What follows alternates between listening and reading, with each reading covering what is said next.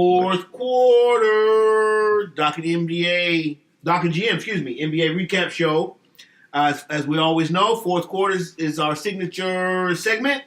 Did you click it? Click it. All right, Doc. And you said you had a few. Yeah. We got 12 minutes, man. We don't have time to dilly dally. Your first one, you said you had a. I'm sorry, I'm laughing because as I'm looking at the paper, I'm reading and I know what you're talking about. You said you had one on Joakim Noah. Yeah, man. I saw a headline: Joakim Noah being too lit contributed to struggles with the Knicks. So yeah, I had to click that because I had to see how lit Joe was, man. I don't think that. I'm guessing they didn't get because no, I read it, the article. So you clicked one it too. of them, anyways. Because I think I may have shown it to you. With that said, they didn't give away exactly what lit meant. Most people know what lit meant, He was right? just saying partying too much, hanging out too much, drinking too much. Well, he didn't specify, but I'm sure that's part of the package. Is that sensational? Is that from Joe Keen's perspective? Because his Q rating is, if nothing else, climbing a little bit just from that statement, right?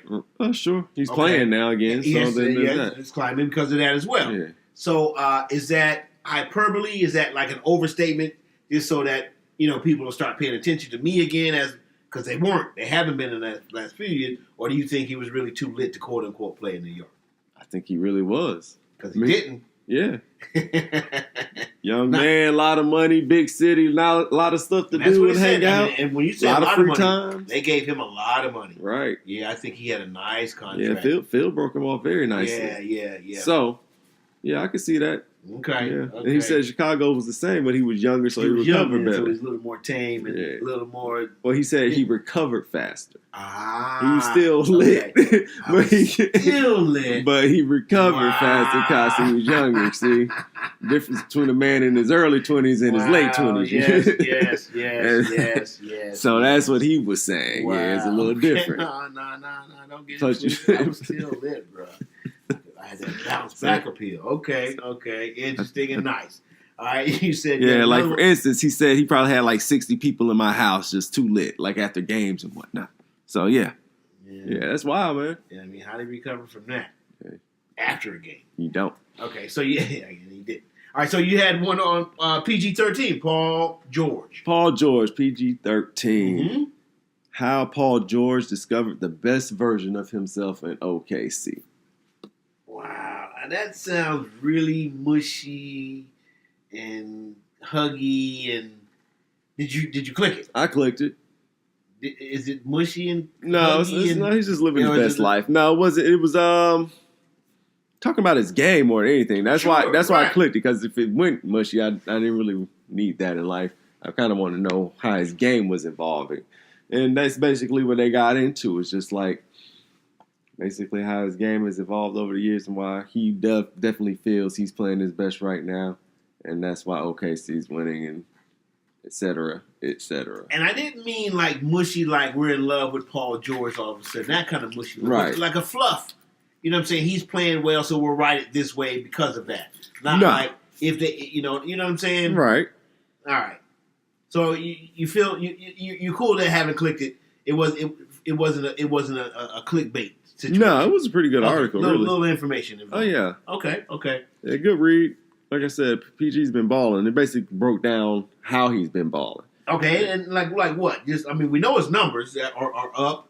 I read an article, a headline of an article that said... Well, basically, like, it was saying how he feels he's playing better this year because he's more comfortable within the flow of the team. Like, he just being there for another year, he feels comfortable with his environment. Right. You know, the guys he's playing with, the coach, he just feels more comfortable. And they back with him. Right. And so, the comfort level. Okay. All right. So, you said you had one more. Usually, our fans would know... This is usually for you, reserved for Kobe Bryant. Did you click it? But to our surprise... Come on, man. No, come on, like I said, bro. There is a David West sighting, clicking something. David West? Yeah. Former NBA player. Yeah. Okay, run it. Just kind of throw back to something we talked about earlier, maybe a couple of weeks ago. But it says David West on Draymond Green, Kevin Durant dust up. Mm-hmm. I could have stopped it.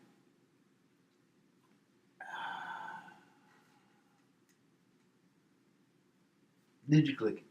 No. And you did not click it because I believe he could have stopped it. So there was no reason for me to click it to know anything else about it. okay, I was hoping you would tell me I didn't believe you because he said no, he couldn't have stopped it. He might have. I don't know his position in that locker room. If he was like a voice in the locker room where they kind of just some people know in certain locker rooms they can step in and stop something before it becomes something. But there was no one there to stop in and before Kevin said what he said and Draymond responded. You know what I mean? Sometimes there's a buffer. Now, I'll buy you there. I'll buy you because at first I was thinking I could have stopped it before it happened. Initially I was thinking it was what happened actually on the court, him running and them arguing on the bench. He could have stopped that. What, the play on the court? Right, the play on the court and the argument on the bench. He might have. I don't think he could have stopped that. He could have stopped that. Because number one, he wouldn't have been in the game. He'd have been on the bench. You may never know. David West late in the game. No, not that part that he couldn't stop the argument. No, I think he could have stopped something from escalating, however it escalated in the locker room. Oh, afterwards, that, sure. But he wouldn't have stopped. He couldn't stop what happened. Because all it was, he couldn't stop Kevin Durant asking for the ball. What? He couldn't stop Draymond running down the court dribbling the ball. Couldn't stop that. But he could have stopped something. What? Like you just said, a little aftermath. Yeah, but he couldn't have stopped KD saying, "Hey man, how come you didn't pass me the ball?" Okay. He couldn't have stopped that. Yeah. Okay. What he would have said, KD don't say nothing to him? I didn't click it, so I don't know exactly what he said he could have stopped. No, he couldn't have stopped it. He could not would have not having on the court. No, he couldn't stop that. I don't believe that he could have. He's saying he could have. I'm saying he could not have. Okay. Yeah. All right. So anyway. I'm just telling you what he said. I got you. And I'm reading code into that. No, you can't. Now, he may be in the locker room, but not that argument. You maybe could have stopped it from escalating and becoming the big deal that it was, because it was a big deal. Let me see. All right, you gonna read it? Here we go. Click it.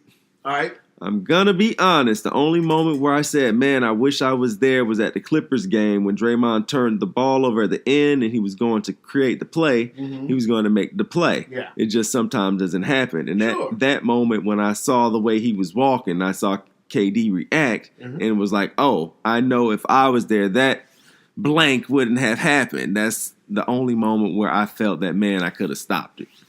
So, yeah, that's how he feels. All right. So, well, we will never know. But I hear you have one on Michael Jordan. Okay. Michael Jeffrey Jordan. Yeah.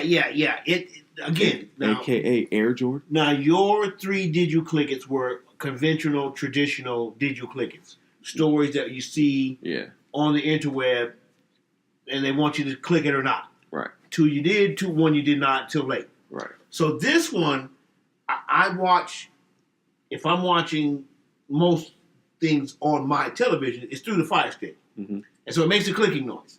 So that's why I'm bringing this one to the Did You Click It? Yeah. However you consume your media. The other night, and I can't remember which team they were playing because they're the Hornets, and I'm not a big Hornets fan or follower. I should be remember because, the doctor didn't get recap. You're going to recap the NBA and bring something up you don't remember. But anyways, the Hornets were in the battle. Okay. I think it may have been with New York, but again, that's the thing.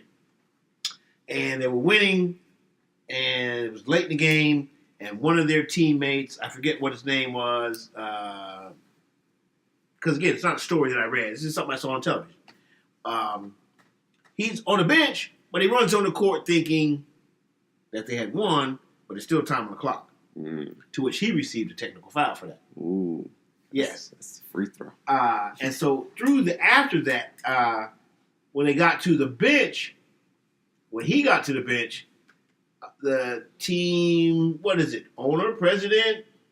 Owner. The Hornets? Michael, yes. Mm-hmm. Michael Jeffrey Jordan gives that player a little. I'm looking up the players. I'm going to get some more information here as I'm struggling through the story. But it gives him a little smack in the back of the head. It wasn't something malicious where he was trying to hurt the kid. It was just like, knucklehead, you can't do that. No, And the kid did not have a problem with it in the interview session. He was like, nah, that was like, I think the question was asked to him, was that a like a brotherly love tap? And I think his response was Malik Monk. Malik Monk. I think his response was, it was a big brotherly love tap from a big brother. Not that big like, smack. Like that. Yeah, he don't know that kid like that. I feel. Yeah. I again, now most people, because it's Michael Jordan, are giving Michael Jordan a pass. Yeah, but on I'm that situation. Not. No, and I That's me, I'm a big workplace marker. harassment, man. Yes, I'm for sure. I'm with you. I'm a big mark for Michael Jordan. Malik needs to call HR.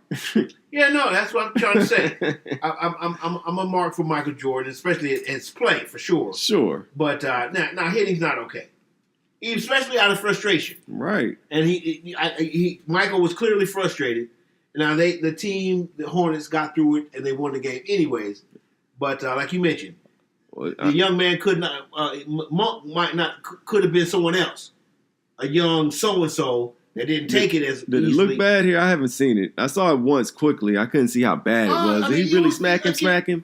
No. It just like I think Jordan was like this, as you see me with my arms folded, and then when the kid comes close enough to him, he's just give a little back of the head. It's giving him like a little you knucklehead, like you do. I got you. Yeah, like you do your nephew or your little brother, something like that. But again, you're the owner of a team. You're my boss. Yeah. And again, hitting is not okay. Yeah. You don't put your hands on people. Yeah. Because they can take it the wrong way. Yeah, they so really anyway, could. Mike, you're my boy, man. But ease up, man. No, he got it. I'm sorry. I just watched him. Oh yeah. Yes, he got him. Oh wow. Yes, he got him. Yeah, he got him. Yeah. Come on, Mr. Jordan. Be better than that. Yeah, I agree. Yeah. All right, so we're running close. We got about 30 seconds before the quarter ends. But and you have one about some of the dancers. Yeah, just so that we don't run, because this could go long. We call it overtime? All right, we'll go overtime. We'll do, all right, matter of fact, that's what we'll do. We'll end this Did You Click It segment right here at the 12-minute mark. And then, we'll jump it up for another 5-minute segment. We'll do an extended Did You Click It. All right. Yeah, he took it well.